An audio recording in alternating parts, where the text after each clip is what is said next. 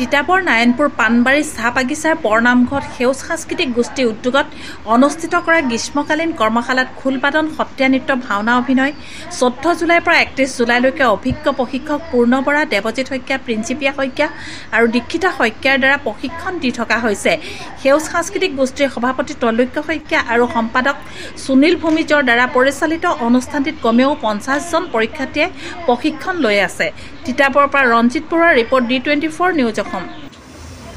জয় গুৰু শংকৰ। আজি নাৰায়ণপুৰ পাণবাৰী চাহ বাগিচাৰ বৰনামঘৰত আমি বিগত বছৰৰ দৰেই সেউজ সাংস্কৃতিক গোষ্ঠীয়ে আমি এই শিশুসকলক লৈ তেওঁলোকৰ গ্ৰীষ্ম বন্ধত আমি গ্ৰীষ্মকালীনভাৱে কৰ্মশালা চলাই আহিছোঁ আৰু এইবছৰ ব্যতিক্ৰম নহয়। আমি এইবছৰ আমাৰ এই বাগিচাৰ গুৰুগৃহতে ল'লোঁ আৰু ইয়াতে প্ৰায় 30জন শিশু, আমাৰ 30তকৈ বেছি হ'ব, প্ৰায় 50জনমান শিশুৱে আমাৰ যোগদান কৰিছে আৰু আমি যোৱা 14 জুলাইৰ পৰা এই কৰ্মশালাভাগি চলাই গৈছোঁ। 30 জুলাইলৈকে চলিব।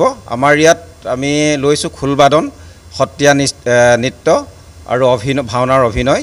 এইখিনিকে লৈ আমি সেউজ সাংস্কৃতিক গোষ্ঠীয়ে বিগত বছৰৰ পৰাই চলাই আহিছোঁ আৰু এই বছৰো আমি এনেকৈ কৰি গৈছোঁ।